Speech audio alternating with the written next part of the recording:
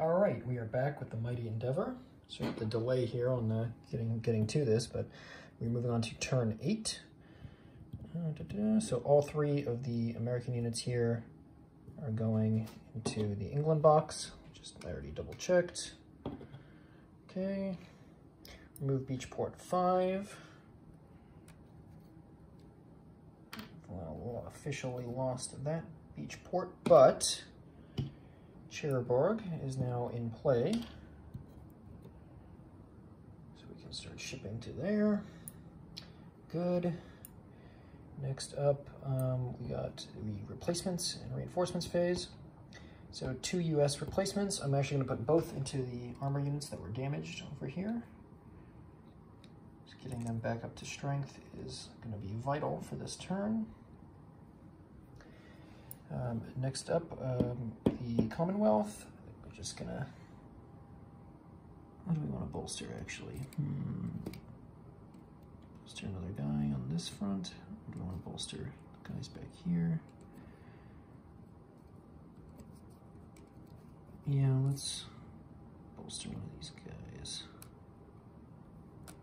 There we go. Okay. Germans are going to do it on their turn. Next up, air point phase. Let's roll. Oh, good roll. 10. 10 puts us at 7. Okay, now we got 7 points. That's very nice. Okay, so we're going to obviously put 1 here. So we definitely want to have air domination here. I think I'll keep that one down in the south as well. Drop it down to 5. And I don't see any reason not to leave that one there. It seems like a good idea when we got a lot to work with. Yeah, I think that is how we are going to do that for now. Next up, we got the invasion HQ placement, or excuse me, invasion placement. We're not going to do any invasions. Attack HQ announcement phase. So now that we have 3 ports, so we can do up to 3 HQs over here, and then of course we have the 1 port in the south. Although I don't think, no, I'm not gonna. Yeah, it's not even nearby. So no, we're not gonna do any HQ announcement, attack HQ announcement for the French. Over here though, we of course need to do this one. Announce that HQ for the attack. Will they even be able to get there? 1, 2, 3, 4, 5. Yeah, okay, so announce for the attack and announce for the attack. So we get all 3 American HQs in the area on attack announcement. Still keeping the Commonwealth one normal. Then an airdrop phase. And this is where it's gonna get a little dicey. We got the 2. I think that's the best we got because we don't have any more. And nothing in the Commonwealth at all. No. And it's only those. Yep. Okay. We're gonna spend the points to drop these 2. I'm gonna drop 1 here. Drop 1 here. Okay, now I'm gonna roll. I just need to find what, I don't remember what the rolls are. Airdrop. Open terrain, so it's a 1, okay. So first, for the 101st, they're fine, and then for the 82nd, they're also fine, okay. So both those are good. Now we move on to the movement phase and the combat phase. So I'm going to do the movement phase right now, and then I'm going to cut back for the combat phase because it's going to be a very important pocket battle right here, and I'll film that one. And then outside of that, I'll just do everything else for the allies off camera. Okay, movement's done. Let's get this out of the way real quick. The French just moved up, getting right into position to try to you know, try to push forward up here, their HQ up near the front line. These guys that were kind of lagging behind have moved up. The trucks have spread out to stretch supply lines to keep this guy in supply, so that he can push to Bordeaux here in the overrun phase, which shouldn't be a problem. He's close enough with the road movement, so that's all good. Although, well, I guess we don't check supply till the end, so I guess it really wouldn't have mattered, but I was being cautious just in case I decided not to go for it, but I don't see any reason not to right now. Either way, what's done is done. You know, not really much movement here. A lot of shifting the American lines down to get as many guys piling onto this hex as we could. It's a 2-to-1 combat. I already did the math on it. Technically it's like 2.7, but that's not enough, so it's 2-to-1. Now, I could spend the air point to get the 2 shift to make it a 4-to-1. I admit, I'm tempted to use our 1 game per game carpet bombing to drain all 4 points and bring it to a 7-to-1. Or is that, well, you know, it's only 6-to-1 because it's 4 points, 2-to-1, so drain all 4 and make it each one is 1. So I think it's 6-to-1. I think it's 6-to-1 if I remember that right. Anyway, just to try to really get that extra hit. But when I'm looking at the chart, it's not that dramatic of a difference. Like going up, like it is a slight difference, like for sure. When you get to 6, you basically, to get the best results, I need to roll above a 6 as opposed to, you know, at least a 5 to get a positive result. Though, really, we want to try to roll as high as possible, of course, even no matter which one. But I think I'm just going to stick with spending the 1 and going on to the 4-to-1. So let's go. We want to roll real big here. A 9. Okay, that's good enough. So a 9 gets us D2, retreat 2. Now they can't retreat, so that's 4 step losses. So at the very least here, we're going to end up doing damage to everything.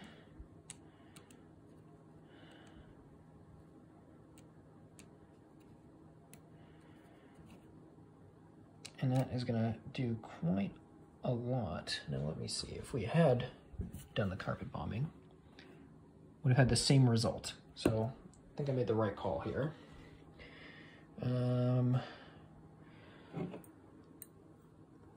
I probably should have grouped, you know what I should have done though? I should have grouped these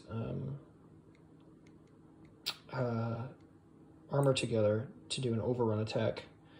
Oh no, wait, they can't do an overrun because because they'll be next to the, never mind. I don't think that'll work because they'll be next to an enemy units. So yeah, I mean, we did a lot of damage and that's real good. It'll, I think at the very least help defang, because they're probably going to be able to break out over here and get back to safety. But I think we at least did quite a lot of damage to defang their counterattack capabilities for a while. And they won't be able to reinforce these units on their turn because they're cut off. So at the very least, we also prevented that. Yep. Not a terrible turn. I would have I wish I rolled just a little bit higher just to destroy one. That's a shame. I would have needed 11 or 12 to do that though. But still, nice overall. Okay, so I will cut back at the start of the German turn, I guess. Yeah, I'll come back in at the, or I guess more likely at the end of the Ally turn would be a better way to put it, because I'll go over what the Allies did in their last little bit here. All right, done with the Allied turn. They shipped in. There was one during the overrun. We moved this Panzer guard.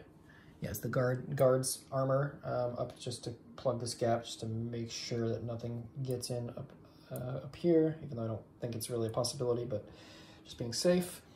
Bordeaux was seized by the French unit here, and they rolled a 1, so the Bordeaux is coming in next turn right away. Very nice.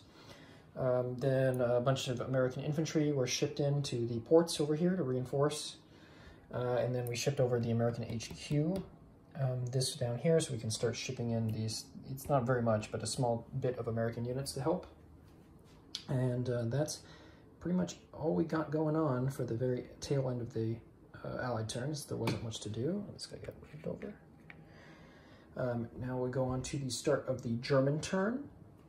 So they have 3 reinforcement units, 2 Panzer Grenadiers, and 1 infantry division. There's some some over there for the moment. And then we have 2 replacements. I think what we're gonna do here is let's get these guys reinforced. Okay, I got these full-strength Panzer unit here. And then I will cut back at the end of the German turn, I think, because apart from this breakout combat, I don't think there's going to be a lot happening outside of that. And then obviously some normal kind of shifting of the defensive line, but that's probably about it for this one. All right, so pretty standard stuff. Okay, said basically, you know, we had guys moved around to try to reinforce positions, getting guys over here to help defend the other roadside, and move in down here. I mean, trying to cross around straight ahead past the river would be a bad move for the French anyway. Down here, like I said, breakout was pretty much almost inevitable unless they rolled like terribly, but they actually rolled average. So they damaged should put that on top, damaged a infantry division and then forced them out of the hex. Forced all of them out of the hex, so move back in so they're not out of supply or anything like that. And then this guy over here, the Panzers, had swung around down here during movement and overrun, went up and attacked and destroyed the supply trucks, which isn't really going to impact anything apart from, you know, potentially setting back the ability to extend the supply lines in the future, which could have an impact depending on how you know, how far the Americans are trying to push. That could matter. It's going to potentially limit them, even just that one. So we'll see what happens in the future for that. But this unit's basically sacrificial lamb. And that pretty much goes to the conclusion of all of the phases here for this turn. So that is going to be the end here of turn 8. And we'll be heading on to turn 9. All right, here we go. This is going to be turn 9 of the Mighty Endeavor, which I might just roll right into the 8 video since it's already going to be pretty short. I guess we'll see how I break it down. But anyway, here we go. Turn 9, just an American paratrooper reinforcements, the 17th Airborne. Ooh, come on, focus, come on. Yeah, well, anyway, the 17th Airborne. Bordeaux is in play as a port, a fully functional port. Good for them. A whole big heap of German reinforcements. A lot of Volksgrenadier are going to be coming into the board this time. That's gonna, so it's definitely against the clock now to try to slow down the German advance as much as possible, or rather the slow down the Allied advance as much as possible so they can get a really solid defensive line, ideally at the Seine, you know, if nothing else. But we're still doing okay-ish around the Orne here. Next up, we got the air points phase. Oh, sorry, I got to do the reinforcements for this phase too. So what happens when I film 2 like right in a row, I get all flustered and fucked up. Let's see, we got 2 points, so I could reinforce that guy, and I think I'll spend the other point to reinforce the wounded armor over here. Okay, that armor's back up at the full, and then we got 1 Commonwealth point, which I think we can spend. That guy's more worth it, so we'll spend it on that guy right there. Getting the Brits slowly back up to strength so that they can contribute little more. Oh, I forgot to move that guy from the last turn. Oh, that was my bad. That was my bad. Anyway, what do we... So we go straight to air points phase. Air points phase. Rolled an 8. So that's going to net us... oh, we're in turn 9 to 13 now. So that's going to net us 5 points. Only 5. That's a shame. We'll spend 2, I think, for Air Zone 1 and Air Zone 6. How badly do we actually want to slow down the German reinforcements? How many attacks do I think I might make around here? Oh god, I don't know. It's a tough call. I think I'm gonna need to keep, there's air points for some attacks in the weaker parts of the German line, because I think I need to try to work through it rather than trying to ram against these stacks. I think that's what I'm gonna try to do. So in the meantime, let's go to the Tech HQ announcement. We're gonna do the all 3 of the American HQs. 1, 2, 3. Oops. We'll do the French one just because I don't know if I'm actually making any attacks, but I'd rather have the option. And I think that's it, really. Okay, so I'll come back after movement, combat, and let's come back at the end of the Allied turn, I think, because I don't think I'm gonna have any major crazy combats like another potentially, you know, big one like that. So I'll just come back at the end and see how it goes. All right, so the Allies have finished their turn. They did some damage and kind of reformed their line here. They made a slight bulge up here. They destroyed one of the German units and pushed back this other one. They also destroyed another German unit that was over here on this hex with their armor, and then instead of crossing, they just pulled back during their exploitation phase to protect the HQ and prevent any kind of weird sweeping flanks attacks. You know, potentially these guys might still get pretty badly hurt, but at the very least there won't be backline nonsense going on. And then up here, the French just reinforced and strengthened their line. The American HQ pushed back out this way to get ready to start. Oh, I forgot to bring in the shipping American unit. So that's pretty much what we got going on right now, and we're gonna go up to the Germans, and I'll skip ahead to see what they do. All right, very little action at all. You know, just pretty much all the Germans really did is just reform a new defensive line, you know, trying to use this river to help blunt the damage, getting their mobile units back into a position to become exploitation capable again and counterattack when the Americans and Brits try to push. Move back into another defensive position in this rough terrain here to hold back the French, so that should be good. Russian reinforcements down in both directions. A lot going down here to reinforce this whole section. So it's going to be going to get pretty bloody here soon, though. The Americans are just going to have to reform, get ready to push on this next turn. That's probably, and of course this unit got wiped out. So that's, Allies are just going to get in shape for another push and try to beat out the German reinforcements to hopefully do some damage, bloody the nose again, and get past this river line next.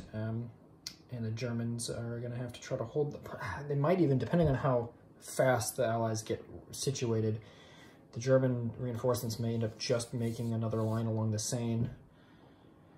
It's going to get real dicey here. But anyway, that was turn 9, and next time we'll be heading into turn 10.